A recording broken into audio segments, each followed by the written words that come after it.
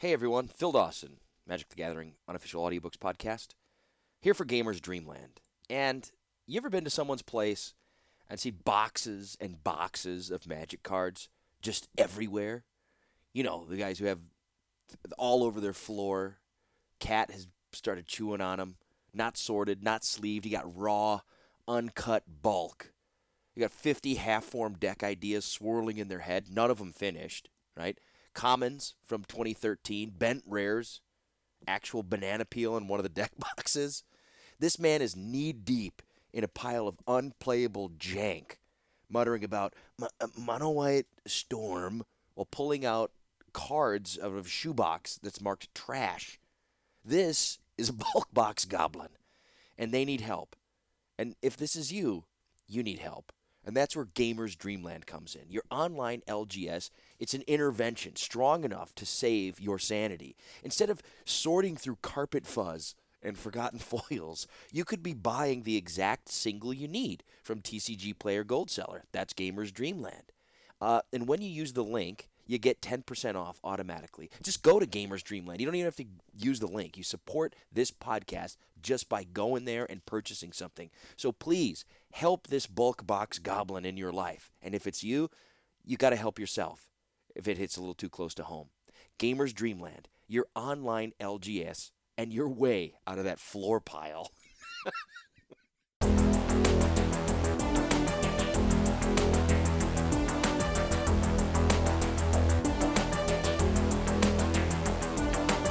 Chapter 18.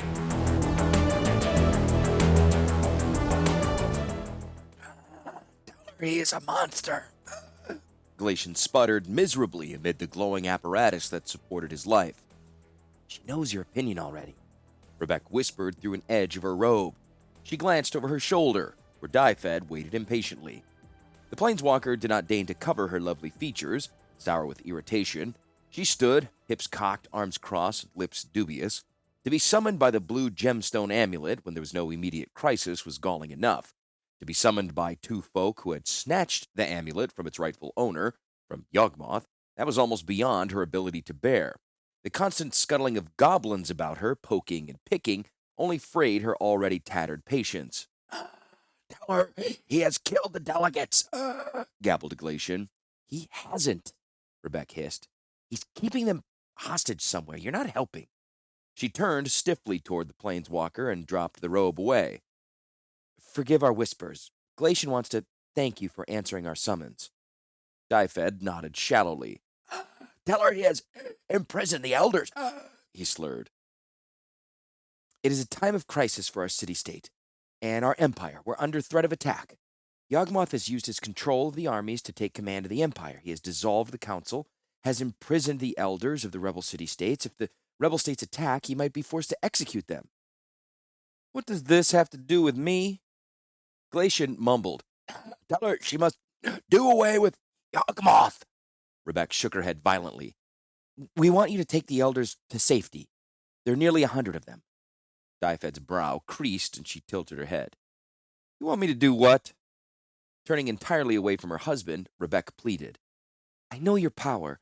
I've stepped through the blind eternities with you. I know you can simply appear in the interment cave and sweep those 100 elders up in your power and carry them somewhere where they'll be safe. Incredulous, the planeswalker said, I thought you were Yawgmoth's friends. You want me to deliver the captured leaders of the rebellion back to their armies? Rebecca frowned in consternation. No. Take them to another world.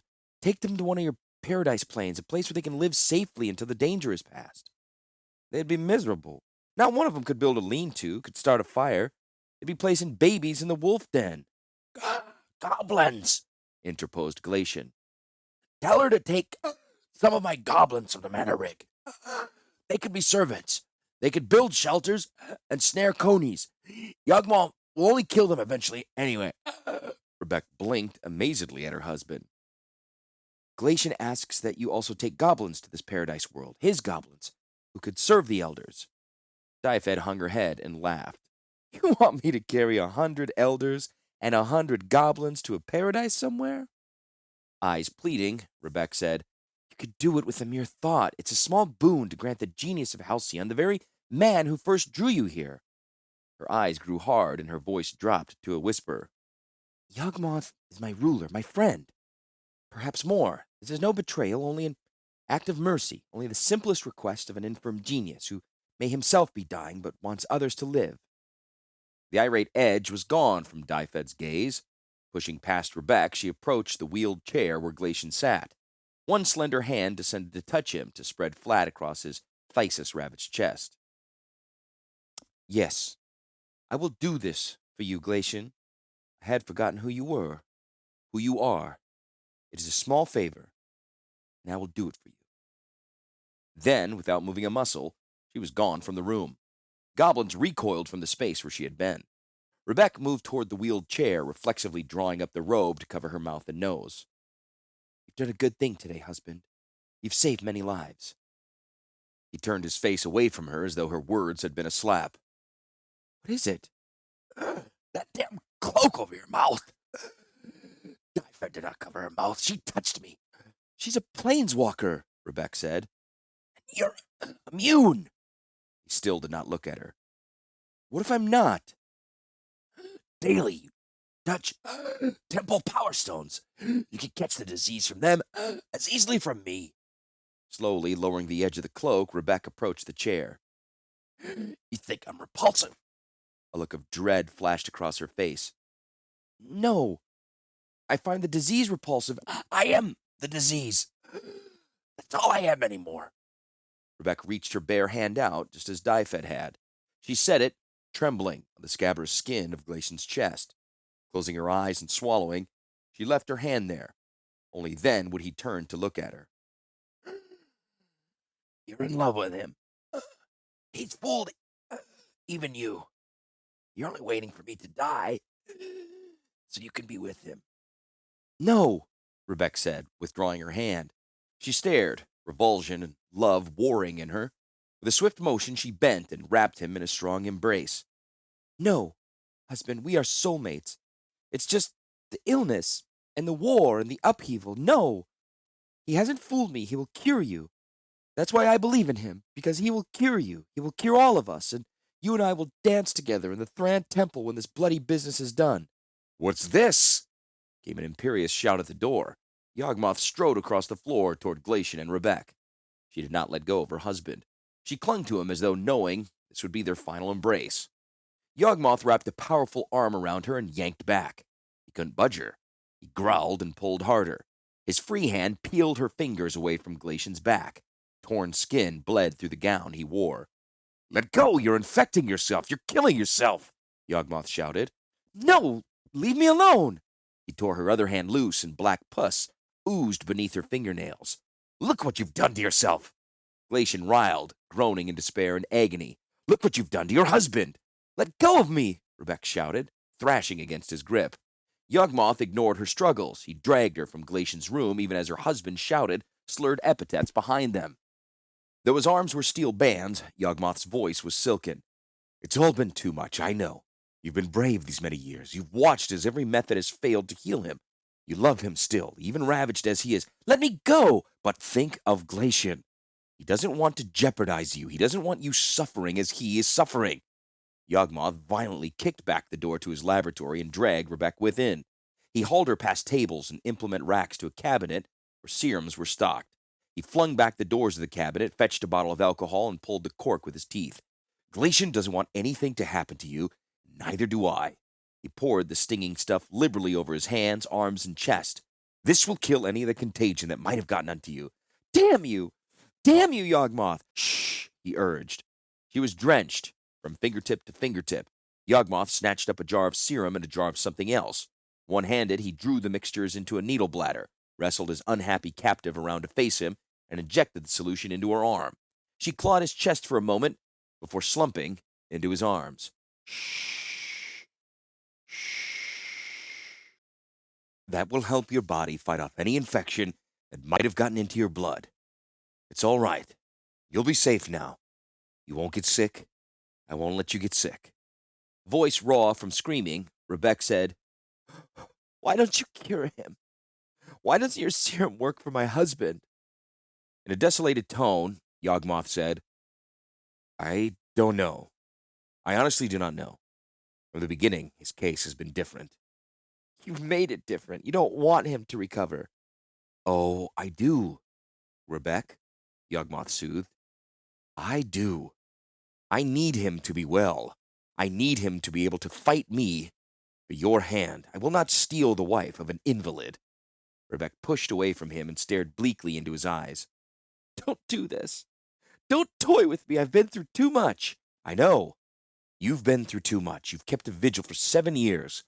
I thought I was doing you a kindness to let him remain here, but he's always just out of reach. That is no kindness. The health corps will see to him now. They will take him to the quarantine caves. They have new, aggressive treatments, far better than these goblins and contraptions. They will care for him. They will heal him. I promise you that, Rebecca. And I've never broken my promises. You'll heal him? A fragile light lit in her eyes. Tell me you'll heal him. I will heal him, Rebecca. I promise.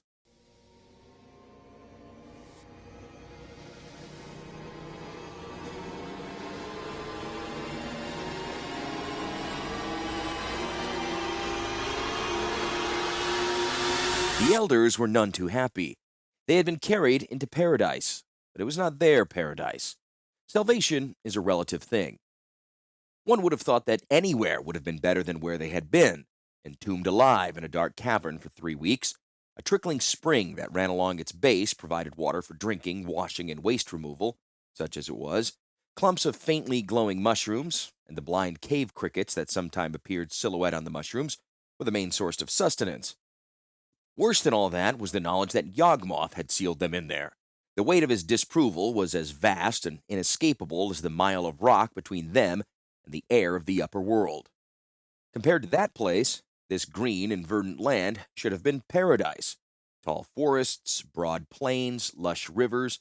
The land was bountiful and virgin. It was a whole world for them to explore, a pleasant place to wait out the war. Paradise, except for one fact. Wilderness. The most important figures in the Thran Empire were reduced to squalid pioneers. They huddled together in filthy robes, worn to tatters in the last weeks. They were worse dressed, thinner, and more craven than the mana-rig goblins that circulated among them. Could have conveyed us to anywhere on Dominaira, railed eldest Jamith. But you choose to bring us here? I could have left you to rot in that cave, Dyfed pointed out flatly. And this is only temporary? Only until the war is done. There's no more threat to you, and you are no more threat to the Empire. We demand that you return us to our nation, the eldest said. You demand nothing, snapped Dyfed. For the time being, this is your nation. You can't tell from here, but we're on the top of an inverted mountain, just like your extrusion. I'll keep you safe from the natives, and they from you. These goblins will help you. Treat them well. They'll have much better sense of you of which plants are poisonous and which carnivores are dangerous. They will build shelters for you, gather food, serve as your personal servants, and all of it because Glacian asked them to. Make yourselves at home. I'll fetch you when the war is done. She turned from them, preparing to depart. Wait, eldest Jamith called out. At least tell us the name of this place. Call it what you want, the planeswalker said simply. Just before winking from existence, she added, the natives of this world call it Mercadia.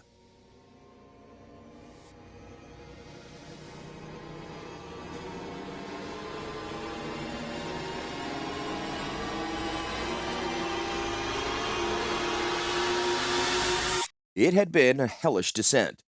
The rioters had destroyed Dungus's elevator. Glacian descended the old-fashioned way, borne down the switchback path by a passel of goblins. Before and behind his pallet, health corps workers marched with swords and lanterns. Twice the bellows seized their work and the crew lowered Glacian to the path to effect repair. Each time he fell unconscious before the mechanism could be repaired. Each time he awoke to tepid lantern light on jagged cavestone overhead. At last the descent was done, the path leveled and widened. Cold cave air gave over to the warm, stale scent of human breath in confined spaces. Led by the health corps, the goblins proceeded down a winding passage, past a series of side caves into the quarantine cave at their base. They shuffled beneath the archway and into a broad cavern. Glacian had expected the stench of rotting flesh. What he smelled was somehow worse, the harsh stink of cleansers. The quarantine cave had been transformed since Yawgmoth's ascendance. Lanterns glowed throughout the vast chamber, its walls and floors scrubbed and polished until all filth was removed. The old shelves had been torn down, placed by orderly stacks of whitewashed cells. They seemed almost white coffins in which the ill could reside in complete isolation from Power Stone radiation and cross-contamination. Each sarcophagus had a number, each a set of charts. White-garbed and masked health corps workers moved on catwalks among the racks of coffins. Previously, the patients had been plague victims in quarantine. Now, they were test subjects. The cleanness, the privacy, the attentive healers, these changes were not meant to assure comfort or decency or healing. They were meant to assure reliable results. The goblin carried the pallet to the center of the complex. A white-suited man waited with a new set of charts. Hello, Glacian. Welcome to the quarantine caves of Halcyon. I received your write-up this morning. I've prepared an especially large healing capsule to accommodate your apparatuses. Lolling weakly on the pallet, Glacian barely managed to bring his head around to see the man who spoke to him. You, He garbled. not Gix.